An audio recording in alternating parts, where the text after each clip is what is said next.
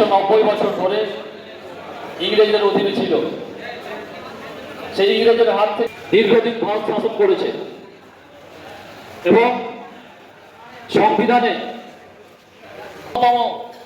Democratic country হিসাবে যেভাবে দেশ চালানো উচিত, দীর্ঘদিন কংগ্রেস দলের নেতৃত্বে যখন দেশ স্বাধীন হয়, আজকের তুলনায় দুর্দশা প্রচুর ছিল। অনেক মডার্ন ইন্ডিয়া আধুনিক ভারত হওয়ার লক্ষ্যে বারে বারে বিভিন্ন নেতৃত্বে ক্ষমতায় এলো। ক্ষমতায় আসার পর সংবিধানকে তার নানা ভাষা আছে, নানা বর্ণ আছে, নানা ধরনের মানুষ আছে, সুনাম অর্জন করছে। সেই সময় বিভেদের রাজনীতি এনে ভারতকে টুকরো টুকরো করতে চাইছে। সারা ভারতবর্ষবাসীর সঙ্গে আমরাও লড়াই করেছি। আমরা লাঠি বন্ধুকে লড়াই করতে বলিনি। ঈসা বাবু জিন্দাবাদ, বন্দে মাতরম, ঈসা বাবু জিন্দাবাদ, জাতীয় কংগ্রেস জিন্দাবাদ, রাহুল গান্ধী জিন্দাবাদ, বন্দে মাতরম।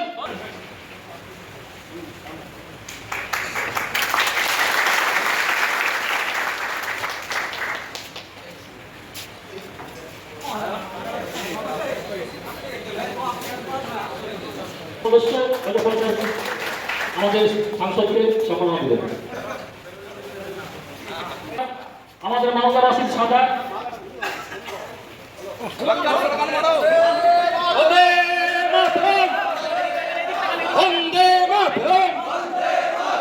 ঈশা খান চৌধুরী জিন্দাবাদ, ঈশা খান চৌধুরী জিন্দাবাদ, বন্দে মাতরম থাকবে। মালদার মানুষ এই কংগ্রেসকে কোতোয়ালি বাড়িকে ভুলবে না। কংগ্রেস 70 বছর ক্ষমতায় ছিল এবং বাংলাতে 34 বছর সিপিএম ক্ষমতায় ছিল। আপনারা মানুষকে হিন্দু মুসলমান বলে ভাগ করেন। আরে বাংলায় সিপিএম ক্ষমতায় ছিল, এখানেও আমরা যে এই নির্বাচনে প্রতিটা বুথে বুথ খরচ দিয়েছিলাম, আমরা মানুষের মর্যাদা তারা নষ্ট করতে চাইছে বিজেপি আরএসএস। এই আরএসএস বিজেপি, ভারতবর্ষের প্রধানমন্ত্রী বলেছিলেন ইসবার 400 পার, কিন্তু ভারতবর্ষের মানুষ এবার কিন্তু হতে দেয়নি। যখনই ইলেকশন আসবে এনআরসি কটা খুলবে, ruling party TMC BJP, election শেষ এনআরসি কটা শেষ, মানুষ বুঝতে শিখে গেছে। একটু আগে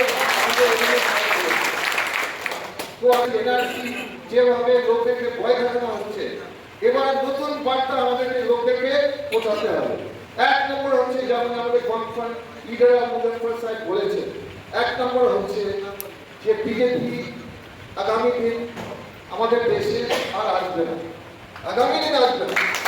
এখন সরকার কয়দিন টিকবে সেটা কেউ বলতে পারবে না। 6 মাসে টিকতে পারেন, 1 বছরে টিকতে পারেন। ভাইরা ওদের কাছে যেতে হবে, বুঝাতে হবে ভাই দেখুন, হয়তো আপনি ভোট দিয়েছেন বিজেপিকে, মোদী সরকারকে, আপনি ভেবেছিলেন একটা বিরাট ক্ষমতার সরকার, সেই ক্ষমতা শেষ, সেই ক্ষমতা আর ভারতবর্ষের ফ্যাক্টর নয়, সেই ক্ষমতা কমে যাবে, ডেলি কমছে। আপনাদেরকে বলছি একটা কথা, আমি 10 দিন প্রায় প্রধানমন্ত্রী আমার কাছ থেকে 30 মিটার 20 মিটার দূর ছিল, 50-100 ফুট দূর ছিল। উনার মুখটা এত শুকিয়ে আছে, উনার মনটা এত খারাপ, আমি বলতে চাই উনি ভেবেছে যে উনি হেরে গেছেন। উনি হারেনি, কিন্তু উনার মনের ফিলিং হচ্ছে উনি হেরে গেছেন, উনি শেষ হয়ে গেছেন।